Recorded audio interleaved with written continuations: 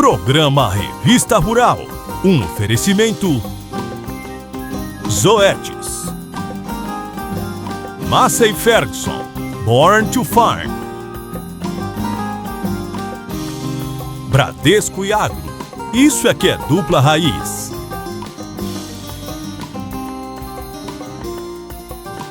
Tortuga, há 70 anos liderando o avanço no campo.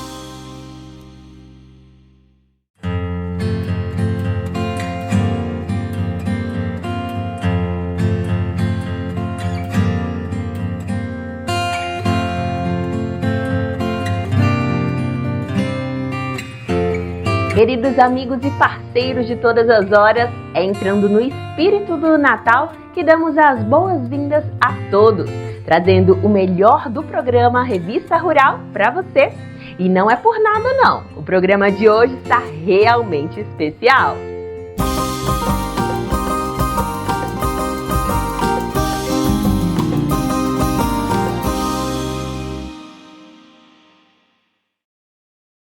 Hoje eu quero te pedir uma ajuda para divulgar o nosso canal. Além do joinha e do comentário, copie o link do vídeo e mande para os amigos, familiares e colegas de trabalho. Você não faz ideia do quanto isso ajuda a gente. E aí, podemos contar com você? Então, muito obrigada de coração!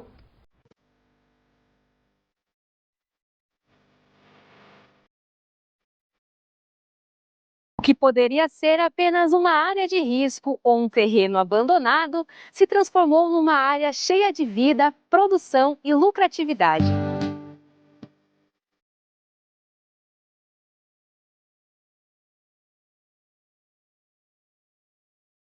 Há 15 anos, através do projeto Hortas em Rede, Dona Sebastiana encontrou mais do que uma fonte de renda, encontrou um propósito de vida. De manhã eu já chego 6h30. 6h30 eu estou aqui, eu e um trabalhador já começa a organizar as coisas, abrimos o portão às 7, 7 e pouco, aí o pessoal já começa a chegar. Aí o seu Francisco já tem abastecido um pouco, né? E eles vão pedindo as coisas, ele vai completando e assim vice-versa. É o dia todo nessa rotina, né? De tirar aqui e atender. Eu não gosto de tirar muita coisa lá, porque a gente perde, né? Então é melhor essa pração. Terminando uma alface, a pessoa fala, eu não quero eu quero alface, mas quero um almeirão. Aí ele já acabou o almeirão, ele colhe de novo. Porque quanto mais a gente colher na hora certa, é mais saboroso as pessoas levar para casa, né? Aqui é tudo orgânico, mas como que a senhora faz para controlar pragas e doenças? Então, quando a gente planta pouco no local, a praga ataca muito a verdura. Mas quando você planta uma quantidade maior e uma diversidade, esse é o segredo, é misturar diversidade de coisas junto com outra, aquele que dá para plantar junto, aquele que não dá em seguida, uma alface, um couve e vice-versa. Porque o pessoal fala, Dona Sebastiana, eu levei umas mudinhas suas e plantei lá no quintal de casa, mas a praga comeu. Eu digo, é porque é pouca. Quando é uma quantidade grande e com esse aconchego todo que a gente faz aqui, né, com essa manutenção que a gente dá, existe praga? Existe, mas é menos, sabe? É menos. Dá para não dar prejuízo, dá para a gente sobreviver. E também tem as caudas, que são as caudas naturais, que a gente aprende, né, fazer. Se a coisa está demais, a gente corre atrás das caudas e faz, né, para barrufar. Uma cauda que não tenha problema químico, né, que seja mais natural. Se eu for falar mais ou menos, ó, o repolho, beterraba, couve, ameirão-pão, ameirão de corte, ameirão catalona, ameirão azedinha, que tem várias qualidades, né? Tem a chicória, escarola, o alface, eu planto 4 qualidades de alface, que é a crespa, a lisa, a mimosa e a americana, sabe? Já plantei até a romana já, sabe? Então eu vou a alface roxa, a cebola, o alho poró, e tanta coisinha, meu filho, que não estou lembrado do restante das coisas, viu? Mas é bastante coisa. A alface é o carro-chefe da horta, mas o planejamento de plantio atende às diferentes demandas dos clientes. E a senhora planeja como para poder plantar? É de acordo com a estação ou depende do que as pessoas pedem? Ô, minha filha, é de acordo com o que o pessoal pede, viu? A estação é boa também, a gente também tem um olhar pela estação, sabe? Estação tem a beterraba mesmo, tem uma estação que tem que plantar naquela lá, né? O tempo que vai chegar o frio agora, que a gente estamos esperando, né? O tempo do frio, é para plantar mais coisa que refoga, o pessoal pede muito, né? Que é o repolho, escarola, couve, beterraba, isso aí é muito procurada no frio. Tem verura que é mais procurada no frio, o couve-flor, o brócolis, essas coisas é mais para o frio. A salada, essas coisas mais de salada, principalmente o alface, é mais para o calor. Mas de tudo que tiver, o pessoal leva. Se não leva uma coisa, leva outra, mas leva, né? E banana é o ano inteiro? A banana é um tesouro, minha filha. Tu viu o preço da banana? A banana subiu mesmo do jeito. E a banana é todos os dias, todo o ano inteiro, tá? A banana é uma planta, é uma fruta, né? Que é um alimento do básico mesmo, né? Ninguém fica sem banana, né? Aí aquilo, ó, a pessoa fala, godói de banana, que é cortadinha verde, é madura, é de todo jeito, viu? Mas banana tem que ter. Na propriedade, a irrigação é feita 2 vezes ao dia. E as outras atividades são divididas entre 4 colaboradores. E a senhora faz rotação de culturas aqui? A rotação, ela é sagrada, viu? O que você plantar alface, você não pode plantar alface naquele leirão, você planta outra coisa. Às vezes você fala, mas por que tá tudo assim, não tá misturado, não tem aquela plantação assim, ó, bonita, né? Porque quando planta tudo junto, fica bonito, muito bonito. Mas a rotação, a gente aprendemos com os agrônomos que ela ajuda a terra. O problema é a terra, né? Você planta o alface, planta uma coisa, planta o couve, depois planta a beterraba e vice-versa. Tá? Vice-versa. Nunca plantar num local só se não tiver jeito mesmo, mas a gente faz de tudo para não plantar. De tudo que a senhora planta aqui, tem alguma coisa que exige mais trabalho, de repente por causa do clima, que tem que ter mais atenção para poder vingar ali? É o alface e o cheiro verde, que eu acho mais difícil. E não era tão difícil, mas agora tá, por causa do tempo, viu? Não sei o que está acontecendo, que ele não está adaptando. Não está não. Aí a gente tem que ter muita paciência. Agora a gente correu para a lua, né? Eu e o seu Francisco falou, vamos colocar na lua nova e lua cheia para ver. Além de lucratividade, a horta da Dona Sebastiana também promove educação ambiental através da composteira. Dona Sebastiana, conta pra gente como funciona esse projeto. Minha filha, esse projeto é maravilhoso, porque é ambiental, que você já falou, e ela é educativa, né? Porque ela ensina a criança da casa dela colocar o adubo em determinado galão para trazer aqui. E essa composteira, ela é muito significante, porque ela envolve muita coisa, envolve a pessoa para trabalhar, professor que vem explicar para a gente como é que funciona. Então, cada vez é uma escola, é como se fosse uma escola, né? A gente está aprendendo, que todo dia que vem aqui a gente aprende, todo dia que se encontra aqui a gente aprende. Tem o dia de alimentar ela, essas duas aqui já está pronta. É as duas, mas primeiras que vai sair. Você vê como ela fica baixa? Uhum. Porque o adubo já está feito, pronto. Aí tira, a gente coloca do lado, tá? Nesse processo, o trabalho conjunto entre a vizinhança, que fornece restos de alimentos, e a Enel, que oferece resíduos de podas, vem dando certo. O que é usado aqui é tudo que se usa na cozinha. Você tira talo de folha, casca de alimento, sabe? Tudo isso vem para cá. Então eu acho uma coisa muito maravilhosa e muito significativa, porque cuida do ambiente, cuida de tudo, não vai coisa desperdício para a terra, para ficar juntando inseto, rato, mosca, porque quando joga comida a céu aberto, nossa, é uma imundice, né? Aqui não, olha, você vê que não tem nem cheiro ruim. É um suave, é um cheiro que está descompondo, mas não é um cheiro que aborreça as pessoas, que incomode, né? Que incomode. Então, eu estou muito feliz com o trabalho da composteira. Só que já dá conta de toda a horta da senhora? Da minha dá. Eles deixam tudo aqui para mim, não tira nada, sabe? Deixa tudo aqui para mim. Tira uma, colocando ali, os trabalhadores jogando lá, aí a outra vai saindo, vai jogando lá. E assim a gente vai manuseando a terra com esse próprio adubo. Dependendo do tamanho, a alface orgânica custa de R$ 2,50 a R$ 3,00 e faz sucesso. A senhora é cliente daqui já faz tempo?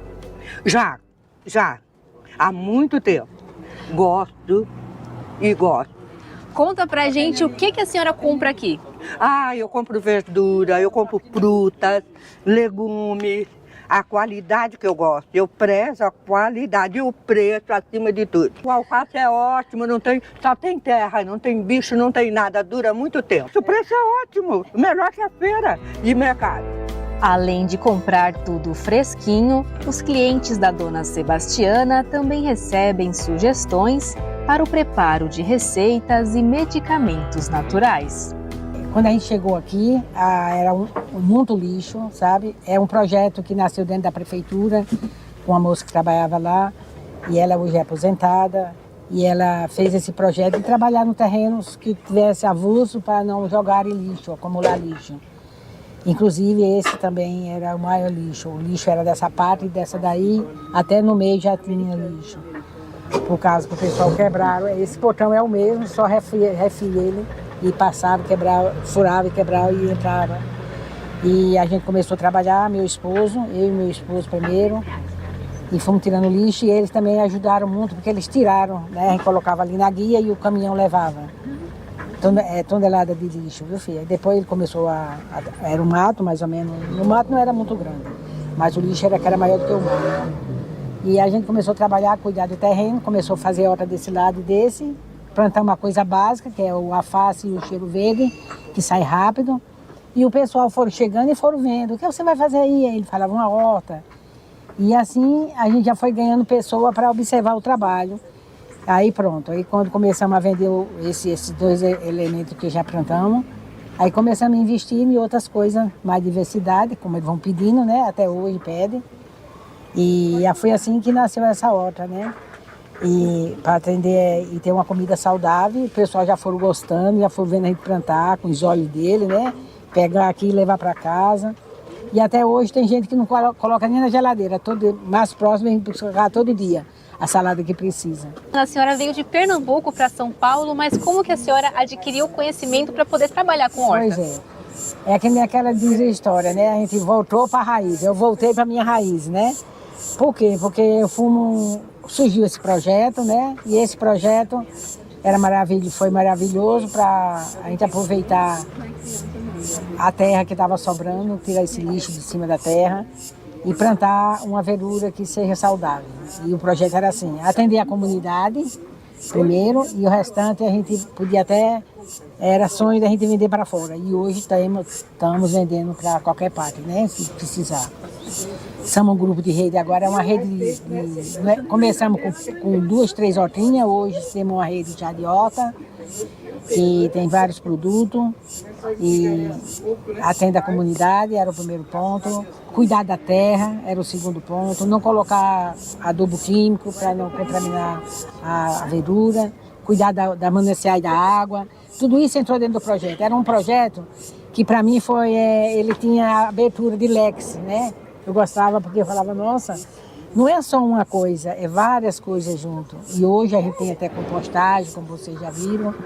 Temos muita coisa que já, de pouco a pouco, a gente está colocando em prática, que a gente tinha no sonho, né, do projeto, hoje a gente põe em prática.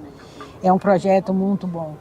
E hoje estou satisfeita porque a minha renda é daqui, eu tenho uma aposentadoria do salário mínimo, mas essa aí eu aproveito para a faculdade do meu neto, que está em Recife estudando. E eu vivo daqui, né? Não misturo nada com nada. Aqui é tudo que eu tenho aqui, eu vivo daqui, o que sobra vai para a horta de volta, né?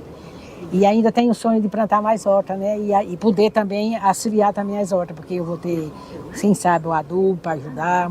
Não muita coisa, mas pouca coisa eu já posso auxiliar uma horta que começar agora. Mas antes do projeto, a senhora já sabia mexer com horta? Não, no projeto eu sabia mexer com a terra. A terra, desde criança que eu já sei mexer com ela, como plantar, como retirar, só que não era hortaliça, era cultura, né? Era milho, feijão, mandioca, abacaxi, tudo que plantava em Pernambuco a gente plantava. Muita banana, meu pai plantava muita banana, eu tenho conhecimento de plantar banana, até cortar a banana, contar a banana e mandar para a feira, isso aí eu tenho tudo, né? Então, mas a hortaliça eu aprendi aqui, foi com a formação que eu tive lá com os agrônomos da prefeitura.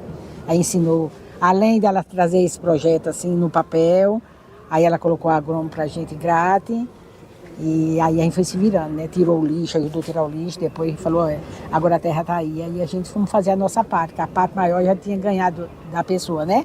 Que eram os agrônomos, para nos ensinar, porque a gente não tinha noção como plantava, só um coentrozinho e uma cebola, outras coisas não. E hoje, o que significa esse projeto para a senhora na sua vida? Ah, minha filha, significa tudo, viu? Esse projeto, ele renasceu já quando eu tinha mais ou menos uns 30 anos de idade, que eu vim com 22.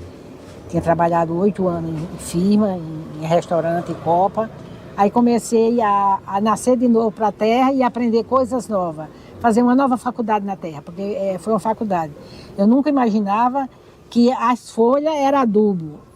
Sabia que era adubo, mas não era tão importante. Eu fui aprendi a queimar, usar só a cinza.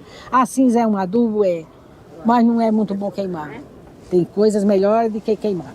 Vamos fazer agora outras coisas para a gente saber manusear a terra sem precisar deixar diferente e ajudar mais a terra. E foi isso que a gente aprendeu.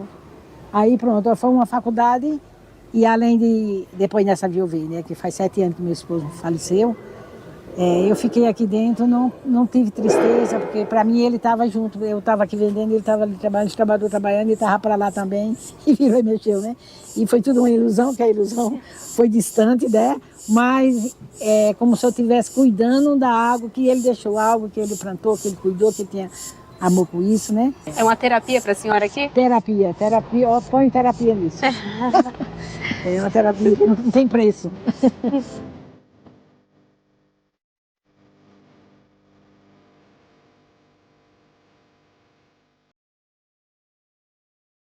Dentro da nossa área de concessão, nós temos diversos terrenos para linhas de transmissão e dentro desses terrenos em comunidades com uma densidade demográfica muito concentrada, a gente tem algumas invasões, as pessoas acabam viciando um ponto de resíduo, então a gente acaba tendo algumas dificuldades com relação a esses espaços ociosos. E daí partiu uma iniciativa super inovadora que a Enel tem dado aí esse passo disruptivo para trazer as hortas para ocupar de uma maneira correta esses locais e dar aí a oportunidade para algumas pessoas terem um espaço para trabalhar, para ocupar a cabeça e para também desenvolver a horta, que é um benefício para toda a comunidade. E como a Enel apoia esses produtores e esse projeto vem impactando a vida deles? Atualmente a gente tem 50 hortas e dentro do contexto de 50 hortas nós temos 73 agricultores cadastrados. E aí quando eu falo cadastrados é que são agricultores que detêm o contrato de comodato ou apoiam em hortas comunitárias, que pode ser o caso também.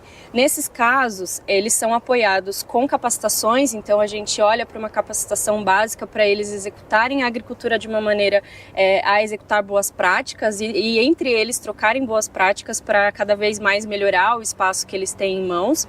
Também destinamos alguns EPIs, então bota de segurança, alguns outros equipamentos para também atender uma necessidade básica que a gente entendia que eles tinham e muito dessa facilitação, né, de trazer parceiros para eles, de entender, tem uma empresa que quer apoiar, não sabe como apoiar, não sabe como chegar até esses agricultores e nós fazemos essa conexão e também esse ingresso de prefeituras, né, que cada vez mais tem crescido o interesse governamental em desenvolver a agricultura urbana e periurbana. E aí com isso a gente consegue unir todo mundo no mesmo local, conversar, ter debates e também, para além do debate, conseguir unir esses esforços, seja financeiro ou seja de mão de obra, dentro da agricultura. Quais são os critérios para participar desse projeto? Para participar desse projeto, você precisa entrar em contato via o site Hortas em Rede e lá nós temos um formulário onde você coloca algumas informações básicas, dados pessoais ou o CNPJ, porque nós temos os casos das ONGs, das associações, então nós temos tanto para pessoa física quanto para pessoa jurídica. Nesses dois casos, uma documentação básica é pedida e também a conta de energia e o projeto do que você deseja realizar dentro daquele terreno. Então, as pessoas às vezes passam na rua, vê um terreno abandonado, é perto de casa, então quero conhecer, quero entrar em contato para ver o que eu posso executar. Faz um desenho, aqui eu vou ter o meu canteirinho, aqui eu vou ter o meu pé de alface, e aí a gente avalia dentro dos critérios de segurança, mantendo a segurança também do local, porque é uma linha de transmissão e a gente precisa priorizar também esse serviço básico para a população, e assim a gente consegue ceder o contrato de comodato. Então essa parceria é via contrato de comodato, que tem duração de 5 anos.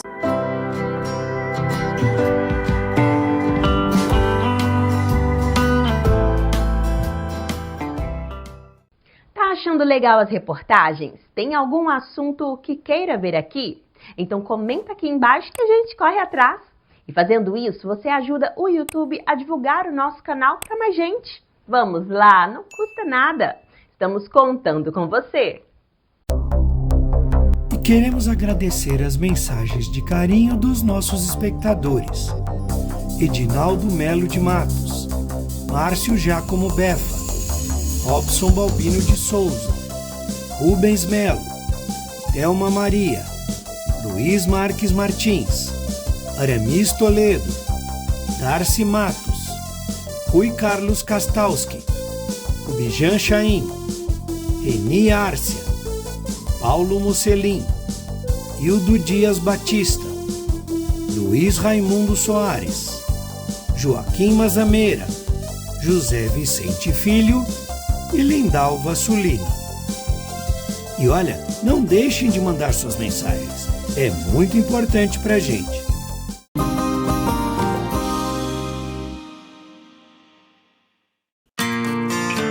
A avicultura segue em franca expansão no país. Seja na produção de ovos ou de carne de frango, o Brasil tem um mercado interno e externo bastante promissor. Para entrar no negócio e fazer sucesso, porém, o produtor deve estar atento a uma série de cuidados, a começar pela infraestrutura disponível para a atividade.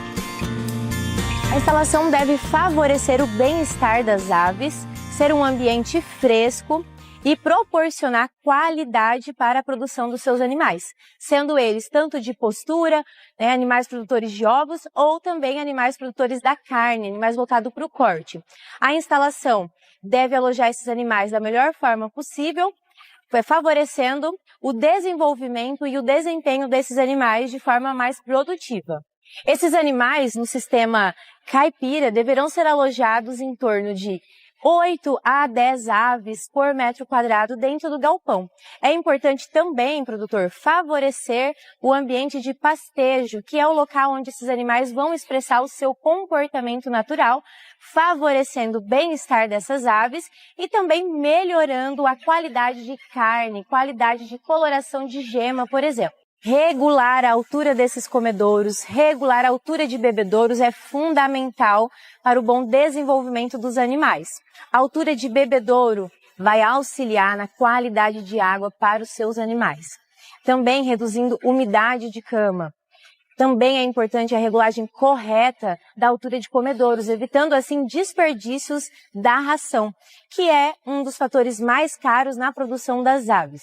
É importante utilizar um material que vai auxiliar no bem-estar desses animais dentro do galpão e também favorecendo a absorção de fezes e de urina dessas aves também. É importante, produtor, fazer sempre o revolvimento dessa cama de forma a melhorar a ambiência desses animais dentro do galpão. A qualidade da comida fornecida aos animais também tem influência direta na saúde e na produtividade da granja. A nutrição ela é fundamental para o bom desenvolvimento das suas aves, sejam elas aves de postura ou aves de corte. É importante que os seus animais estejam bem alimentados e bem nutridos, para que assim eles possam expressar todo o seu potencial produtivo. Então é importante nós abordarmos essa alimentação de animal como uma das prioridades, que é fornecer uma ração formulada, uma ração que vai atender à exigência nutricional dos seus animais, calculada na questão de proteína dessa ração, questão de energia da ração e assim a gente conseguir ter um bom desenvolvimento dessas aves desde a fase inicial, crescimento e fase final desses animais. Tanto também para aves de produção de ovos, onde nós temos fase de cria, recria, pré-postura e postura, onde cada uma dessas fases o animal requer quantidades diferentes de nutrientes para o seu bom desenvolvimento e produção também. Nós também podemos trabalhar no sistema caipira e colonial com o fornecimento de alimento verde para os seus animais. Isso vai auxiliar no fator bem-estar do animal, na questão de coloração de pele e coloração de gema desses ovos, o que vai trazer para o consumidor final sabor melhor para essa carne, uma coloração diferenciada e é um atrativo para esse consumidor também como qualidade indicativo do seu produto. Nós também temos os alimentos alternativos que poderão ser utilizados na alimentação dessas aves, como por exemplo a moringa, como por exemplo mandioca, são alimentos alternativos que agregam valor nutricional a essa formulação de ração e que podem muitas vezes ser mais baratos, diminuindo o seu custo de produção. Temos também, por exemplo, o gergelim, que também pode ser utilizado como fonte e alternativa na nutrição dessas aves, onde nós temos um teor de proteína muito próximo do farelo de soja. Então nós temos várias alternativas para a nutrição dessas aves que vêm a agregar no desenvolvimento desses animais, tornando-os mais produtivos e diminuindo o seu custo de produção da sua ração fornecida para os animais. O controle sanitário é outro item importantíssimo. Sem esse cuidado, um único animal doente pode pôr em risco todo o criatório. Nós precisamos estar com um galpão limpo e desinfetado para garantir a segurança e a eficiência produtiva das aves. Fazendo a retirada das aves, limpeza do galpão, desinfecção, onde nós podemos utilizar, por exemplo, o cal virgem, amônia quaternária, vários desinfetantes que irão proporcionar uma segurança para esse ambiente, onde serão alojadas novas aves. É importante também respeitar o período de vazio sanitário, que deve ser feito de 10 a 15 dias, ou seja, vamos retirar essas aves para o abate ou finalização do ciclo produtivo de postura, desinfetamos esse ambiente e aguardamos de 10 a 15 dias para alojar novas aves. E como todo negócio, para dar lucro, a criação de galinhas deve ser tocada com profissionalismo e todas as despesas devem ser bem controladas. O gerenciamento é você anotar os seus custos de produção, as suas receitas, anotar os seus gastos com ração, gastos com desinfetantes, medicamentos preventivos utilizados para as aves durante o processo produtivo. Isso tudo vai facilitar o seu conhecimento em números e analisar se a sua atividade tem se tornado lucrativa.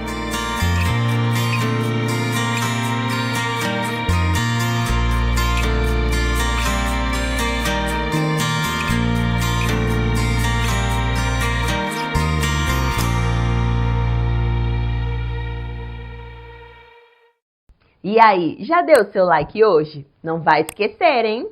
E aproveita também para fazer um comentário. Vou adorar ler o que você tem para dizer. Apesar de olhar essas folhas bonitas, tudo bem verdinho, grandão, a plantação de citros tem um desafio que, olha, tem tirado o sono do produtor. Nós temos um problema sério aqui em termos de saúde de planta, que é o green, que desde 2006 vem assim pegando firme a citricultura paulista, né? Na verdade é geral. Só que aqui na nossa região o green agora no momento é o ponto mais grave do estado de São Paulo. E a região sul, né, do estado que é considerada aqui Mogi-mirim, Mogi Guaçu, Aguaí, Casa Branca, Limeira, essa região aqui. E aqui em Mogi-mirim especificamente, acredito que mais de 50% dos produtores já pararam de produzir laranja, porque está difícil realmente, uma doença muito complicada. Ela derruba fruto e você não consegue realmente assim produzir, né? Pomares com mais idade, até você consegue produção.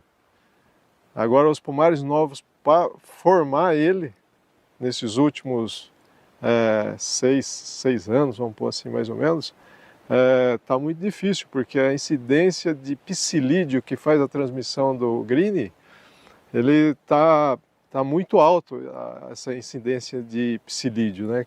Que é tipo uma mosquinha que transmite o green, que é uma bactéria. O que você já tem notado de perdas causadas pelo green? Então, a perda é muito significativa, porque a formação do fruto é atrapalhada, né? Essa bactéria atrapalha a formação do fruto. Então, diminui a produtividade da árvore. Aqui, por exemplo, nós temos um fruto aqui com problema de green, ó, como ela saiu fácil, né?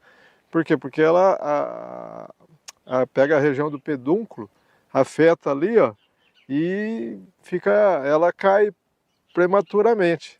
Essa daqui é uma que, né, já está realmente condenada, já, porque ela não vai chegar a madurar. Mesma coisa aqui no chão, ó. Veja que quantos frutos, né, miúdo que caiu devido ao green, né? Essa bactéria que entope os vasos da planta. Então é um problema muito sério. E outro sintoma que causa também é na folha. Olha aqui, ó. A folha fica verde e amarelada, mas ela não tem assim, quando é deficiência de nutriente, o que fica amarelo de um lado fica amarelo do outro. É a simetria entre a nervura principal. E aqui não, aqui o verde é de um lado e o outro lado está amarelo. Ela é assimétrica. No próprio olhar, no dia a dia, o produtor consegue identificar essa doença? Sim, consegue. Só que o problema é o controle, né? Porque controlar o psilídeo que faz a transmissão dessa bactéria está muito difícil, porque hoje nós já estamos tendo resistência do psilídeo a alguns inseticidas. Então, mesmo você fazendo pulverização semanal, o psilídeo ainda está tendo uma alta incidência, ele está conseguindo se procriar com uma incidência muito alta. Olha, para a gente entender melhor ainda a diferença entre uma fruta saudável de uma fruta doente, eu tenho aqui ainda na minha mão, como o Jorge já mostrou para a gente, essa laranja aqui com o green. Agora, olha a diferença para a laranja que se desenvolveu bem e de maneira saudável, principalmente aqui em cima, ó, o amarelado e aqui a cor uniforme, o verde, essa fruta aqui, ela está pronta para ser colhida e também trabalhada.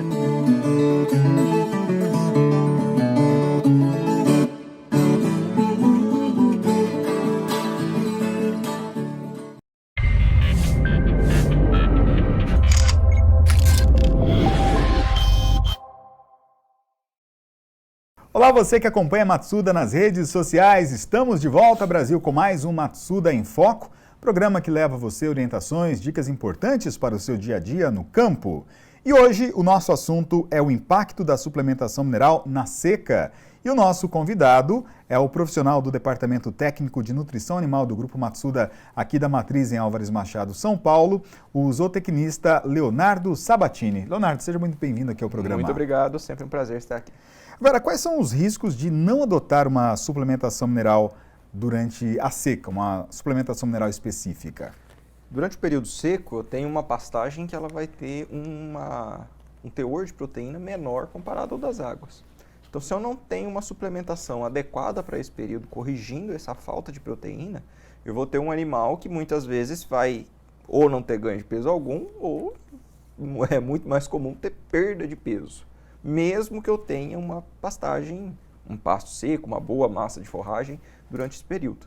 Porque eu tenho uma falta dessa proteína, então eu não atendo essa exigência de proteína do meu animal, não atendo a exigência das bactérias ali dentro do rumen desse animal, eu vou ter um número de micro-organismos ruminais menor e com isso eu tenho uma digestibilidade desse capim também menor. Então tem um animal que eu não vou conseguir atender a exigência dele e ele vai consumir menos do que ele consumiria normalmente. Então, se eu não corrijo essa falta de proteína no período seco, né, sem deixar de lado, sem esquecer a suplementação mineral, né, que também deve estar presente nesse período, eu vou ter um animal, então, que vai ter um atraso aí, no seu período até o abate, ou uma fêmea que vai nutrir menos o seu feto que está sendo gerado dentro do útero. Então, eu vou causar problemas a longo prazo, porque eu tenho um período de engorda mais prolongado, um animal que vai precisar de tempo e uma pastagem adequada do período das águas para chegar ao ponto que ele estava antes do período da seca, para só então dar continuidade no seu ganho de peso. Então, com isso, eu tenho fatores que vão atrapalhar toda a produção animal aí durante a próxima período de águas aí. Agora, a gente sabe quantas vezes a gente comentou aqui, né, vocês do departamento técnico, que as perdas nutricionais da pastagem são bastante acentuadas, né? Minerais pode cair até 80%, proteína em cerca de 50%, energia ali de 15% a 20%, mas isso não é algo que acontece da noite para o dia. Por exemplo, hoje a pastagem está com um nível bastante elevado, amanhã já caiu tudo isso e a gente já tem essa outra realidade. É algo que vai acontecendo progressivamente. Então a minha pergunta é a seguinte: como acompanhar, né? Que estratégias adotar para você ir acompanhando esse decréscimo da qualidade nutricional da pastagem com produtos específicos? Nada melhor do que o olho, então cuidar, ver, acompanhar como está a situação do pasto. A gente não passa de produtores de pastagens para nutrir o meu rebanho. Né? Então eu tenho que acompanhar o estágio vegetativo da minha pastagem, se está mais taluda, se está mais seca, já começou a secar. Transição. Que seria o período de transição, isso mesmo. Se já secou completamente, né? Então a pastagem que já não tem mais um teor de proteína ainda menor, ou de mineral, como você falou. Então, ressaltando ainda mais importante ainda a mineralização nesse período. Porém, temos situações, como ocorreu muito esse ano em diversas áreas do Brasil, de geada. Então, realmente acaba tendo pasto verde num dia e pasto geado no outro.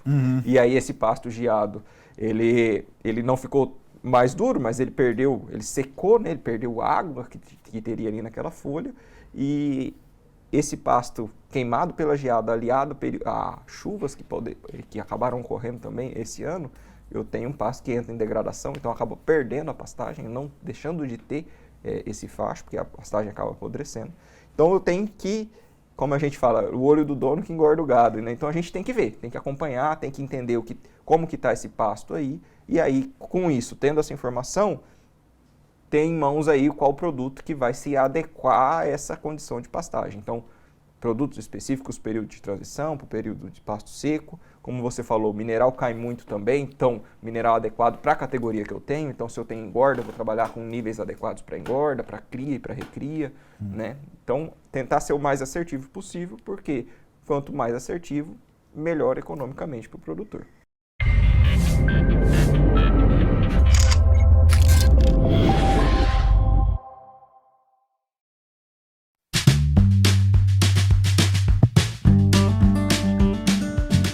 Muito falado no mercado de grãos ou então no mercado de pecuária, o melhoramento genético também está presente nas hortaliças. E o Brasil, ao longo da última década e meia, tem evoluído na genética destes produtos. O Brasil, se a gente pegar até 15 anos atrás, quase que 100% do melhoramento genético de hortaliças aconteciam fora, principalmente em países temperados. E a gente mora num país tropical, a gente tem o nosso desafio tropical. Então as variedades vinham, adaptavam mais ou menos as nossas condições e o produtor tinha que enfrentar todo esse desafio sozinho. Como o melhoramento tinha um foco em países temperados ou até mesmo em estufa, principalmente a questão da bactéria e a questão do manchamento de fruto era muito difícil para o produtor, porque eles não tinham essa seleção das variedades nessa pressão. Então traziam para o Brasil, às vezes até vinha com um pacote de resistência suficiente para o nosso mercado, mas não tinha essa adaptação à nossa condição climática. E aí o resultado do produtor era conseguir uma boa planta, um bom cultivo, e na hora de comercializar o fruto estava manchado, tinha muita a questão da bactéria na planta, às vezes não conseguia nem produzir tomate direito, então acabava que a parte tropical ela não entrava na conta. O que te chama mais a atenção nessa evolução dentro do cenário brasileiro? Então, a tecnologia a gente aplica ela do começo ao fim do melhoramento. A gente usa marcadores moleculares para ter certeza que a gente tem os genes de resistência. A gente usa toda uma cadeia de tecnologias de estufa e produção para produzir a melhor semente para o produtor utilizar. A gente tem máquinas de pós-colheita, a gente tem máquinas que tentam mimetizar o máximo que o produtor usa. Então a gente está sempre buscando novas tecnologias, buscando novos recursos, novas tendências para trazer sempre o melhor produto para o produtor.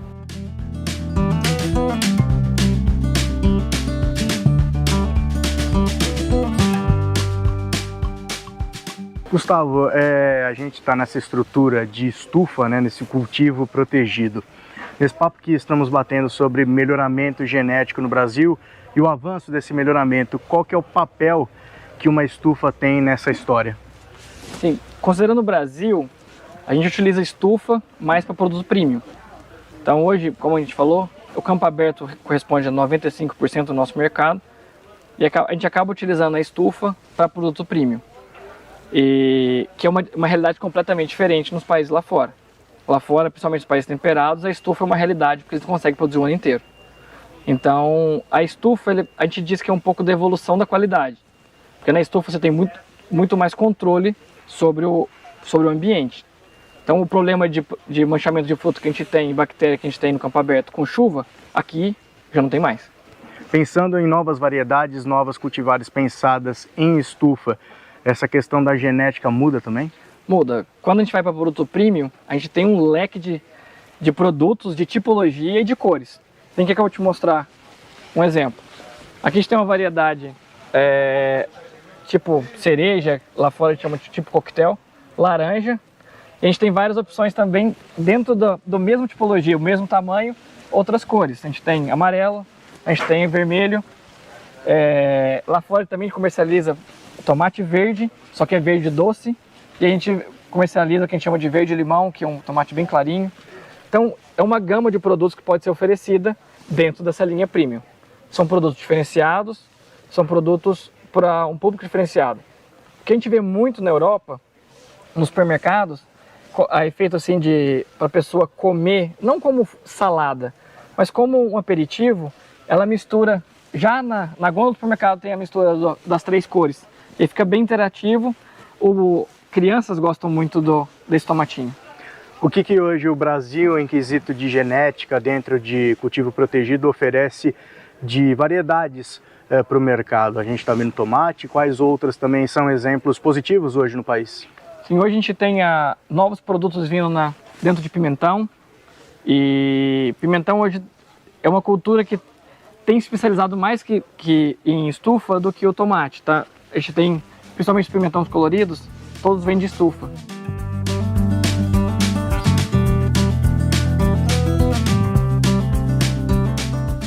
O Brasil ele tem um diferencial que é o tamanho, né, desse país, e cada região tem ali a sua particularidade para determinada produção de hortaliça, que rende mais ou rende menos, ou compra mais ou compra menos. Nessa questão do desenvolvimento genético, como vocês do mercado pensam quando se distribui pelas regiões do Brasil? Hoje a gente está localizado basicamente em todos os estados brasileiros, em todas as regiões. Temos colaboradores parados no Brasil todo e a gente conta com uma rede de ensaios bem ampla. A gente monta ensaios nos principais polos de produção, um exemplo no tomate. A gente tem colaboradores e temos ensaios de testes das nossas variedades nos principais produtores das principais regiões. E a partir daí a gente tenta tomar essa melhor decisão focada para cada mercado. E no desenvolvimento, aquilo que às vezes é pensado para o Rio Grande do Sul é diferente para aquilo que é pensado para o Rio Grande do Norte. Exatamente. Então, se a gente olhar hoje duas grandes macro-regiões de tomaticultura, a gente tem o estado de Goiás com o Triângulo Mineiro, que tem um ambiente completamente diferente de São Paulo, sul de São Paulo e Paraná, região do sul. Então, essas redes de ensaios específicas também geram um híbrido específico para essas regiões. Com as pesquisas e tecnologias em constante evolução, o futuro da genética em hortaliças já está sendo desenhado. E a tendência é que o mercado ofereça cada vez mais produtos de alta qualidade aos consumidores. Da mesma forma que está sendo discutido a inteligência artificial para todos os setores, a gente também está trazendo isso para o melhoramento. E o que a gente busca é sempre estar alinhado com a expectativa do nosso produtor aqui no Brasil. Tem várias técnicas que podem ser utilizadas. A mais usada, já bem estabelecida em grandes cultivos como milho e soja, que a gente chama de predição genômica. A partir de cruzamentos que já foram realizados, a gente tenta prever os futuros cruzamentos através de banco de dados e análise de dados. Então isso a gente já faz e a gente está buscando isso para o futuro.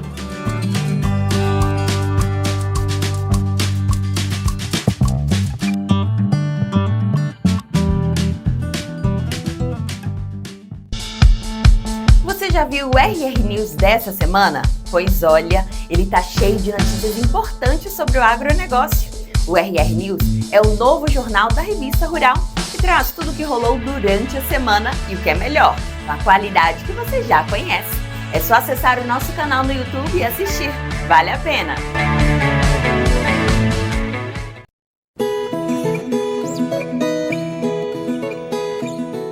Em comparação com o maracujá azedo, o maracujá doce tem um tamanho maior e o formato lembra um mamão papaya. Já com relação ao seu sabor, adocicado e suave, dá para comer assim, de colher, in natura. Senhor Luiz, conta pra gente por que o senhor optou pelo maracujá doce em vez do azedo, que é o mais convencional. Eu gostei mais do doce por causa da polinização, né? Porque o maracujá azedo sempre tem que polinizar à tarde, sabe? E esse aqui a gente poliniza cedo, a gente levanta umas 6 horas, já vem aqui e já entra polinizando. E como que faz esse serviço? É manual? A polinização é o seguinte, ó, você está vendo essas 3 coisinhas aqui? Sim. Então daí você pega com a mão aqui, com essa mão direita, você faz isso aqui e traz nesses 3 coisinhas aqui, o pólen dele, sabe? Uhum. Daí você vem nessa aqui, é a mesma coisa. Traz aqui, ó. Nessa aqui, então, a gente vai passando de um pólen no outro, entendeu? Na quadra. E daí tem a respeito do chapeuzinho, do chapeuzinho, isso aqui, ó. Isso aqui você tem que tirar todo dia. Isso aqui, ó. Porque senão ele vai manchar o fruto. O fruto tem que dar bem lisinho, que nem tá esses aqui, ó. Entendeu? Vai garantir a aparência mais bonita do fruto, bonito, né? Olha que fruto bonito, ó, que tá aqui, né? A gente já colheu bem fruto daqui e dá um fruto mais bonito. E essa polinização que o senhor faz tem que ser sempre manual? Por falta de mangaba, que nós temos muito pouco hoje, por causa que nós, ser humano, mata bastante mangaba, então a mangaba está acabando, né? Aqui eu tenho bastante mangaba, mas eu ajudo a polinizar porque é um serviço que eu tenho que fazer, porque senão eu levanto cedo, eu não tenho que fazer, né? Eu gosto de fazer e faço com amor o serviço que eu faço, entendeu? Tem uma média, assim, de quantos o senhor faz por dia e quantas dá certo essa polinização?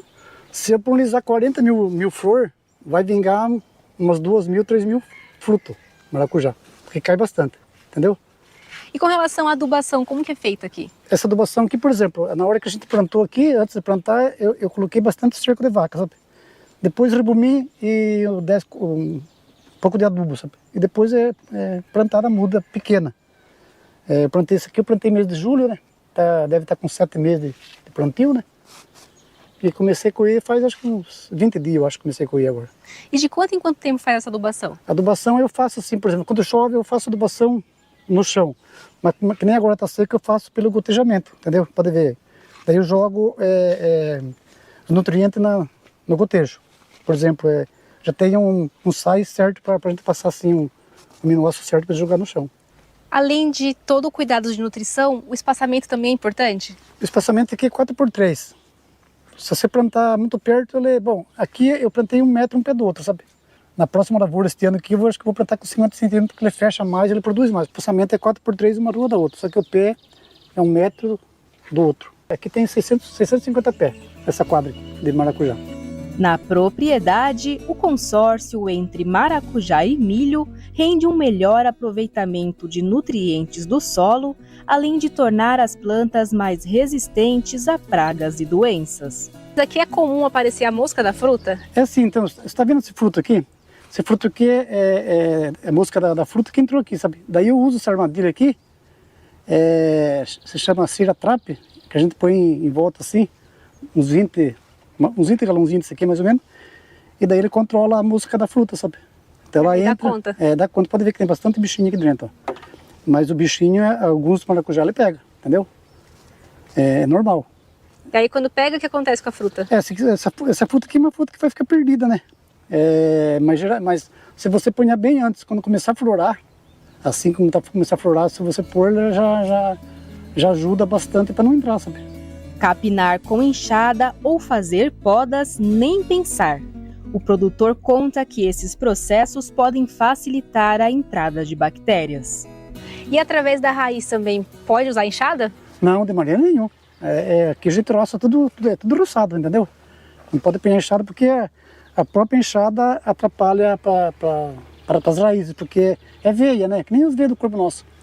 Eu só roço, nunca uso nem veneno para matar assim, herbicida, e nem enxada. Essa bactéria, por exemplo, assim, as folhas, ela mancha as folhas, assim, sabe? Os galhos, ela seca. Isso aqui, ela seca, entra a bactéria, por exemplo, aqui, ela come todo o pé, seca todo o pé. Tem, por exemplo, o trips. O trips é uma das piores coisas que tem também, o trips. Porque o trips, ela entra na flor, na florada assim, e depois ela prejudica o fruto. Mas a gente passa uma vez por semana um produto aí que é bom para isso. Dá pra gente dizer que tem alguma fase da planta que ela é mais frágil, propensa a doenças ou não? Eu acho que não. Eu acho que, por exemplo, se você manter bem a pulverização certinha, eu acho que é muito difícil de entrar doença. Eu sou uma pessoa que eu uso bem, sou bem assim, gosto de fazer uma pulverização bem feita. Eu não misturo veneno. 3, 4 venenos, muita gente põe 3, 4 venenos, eu não uso. Se eu for passar aminoácido, se for um inseticida ou fungicida, cada um tem o seu... E aspersão? Com turbina, pulverizado com trator. Em dias bem quentes, com a ajuda de uma tesoura, os brotos são retirados e em seguida é feita a pulverização. Aqui agora é a embalação. A parte da embalação é só comigo, porque a gente já tem uma mão um pouco mais delicada, porque aqui a gente tem que colocar, vocês estão vendo que eles são uma cor só. Porque não pode colocar um verde no meio dos amarelos, porque senão chega no barracão ou chega lá no Ceasa, eles vão mexer, né? E daí para eles encontrarem todos eles por igual a fruta é difícil, sabe? Com demandas para diferentes regiões do país e até exportação, os produtores colhem os frutos de acordo com a preferência do comprador. Teve uma vez que a gente vendeu para uma firma aqui em Pilar, sabe? Que foi fruto verde. Porque tem uma turma que gosta. O Ceasa é só o maduro para São Paulo. Agora, quando é uma firma, daí eles já pegam um tanto bem verde. Esse aqui a gente já sonda no pé, se ele tá pesado, sabe? Falei assim, mas como que nós vai colher verde? Será que tá cheia a polpa lá dentro? Ele falou, não, a senhora dá uma erguida no maracujá, ele teve pesado, a senhora pode cortar. Atualmente, qual é a média que vocês colhem por ano aqui? Olha, a média é de umas 4.000 caixas, até mais um pouco. Só que a planta, ela aguenta mais de um ano, sabe? E a caixa pesa quanto, cada caixa? É que sempre é 4,5 kg, 3.800, depende do fruto, né? Porque tem uns que vai, 5 maracujá, tem outros que vai 6. Os menorzinhos vai 8. Então, e vai tudo, sabe? E atualmente, qual o valor que vocês estão vendendo? O valor está sendo R$7 o quilo. Porque eles pegam bastante, né? Mas já teve a época de vender a mais, viu?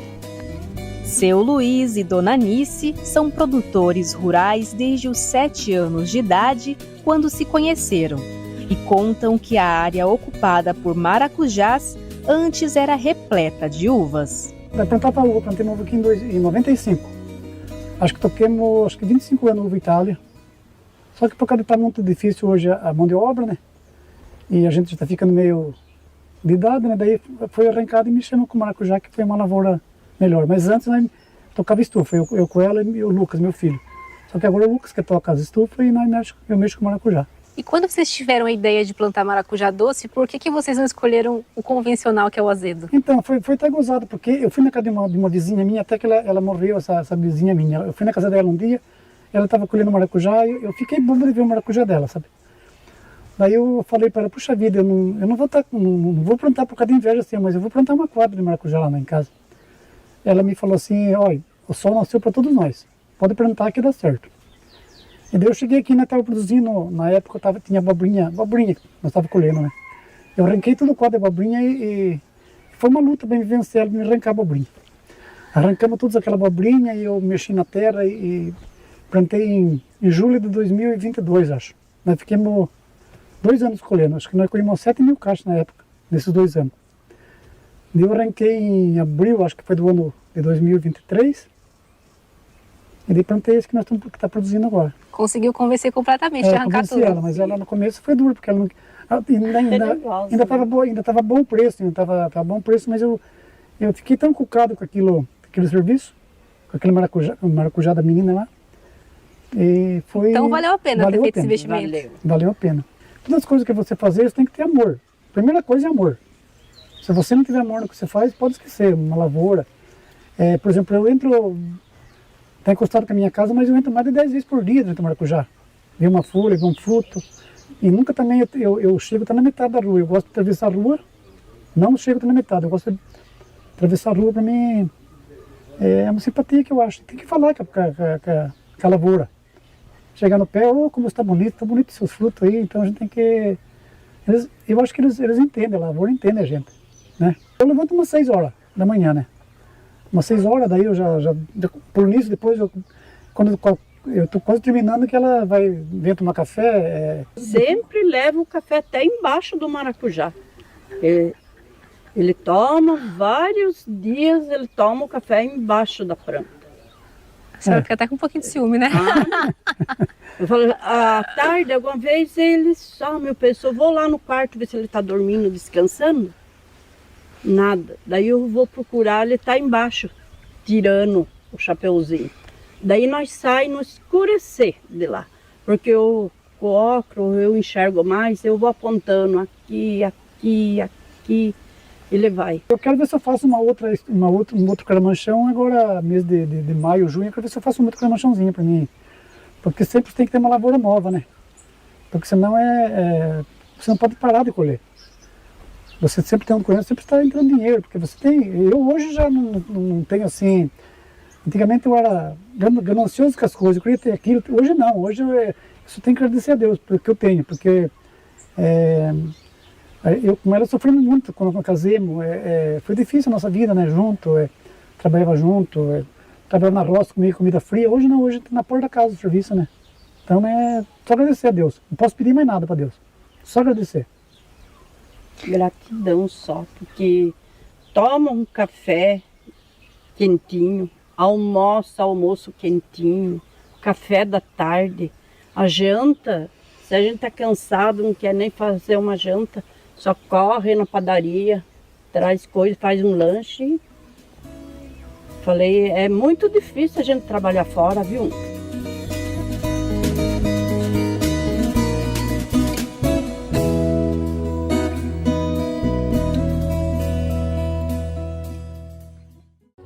O programa está terminando. Não esqueça de dar o seu like e fazer um comentário abaixo.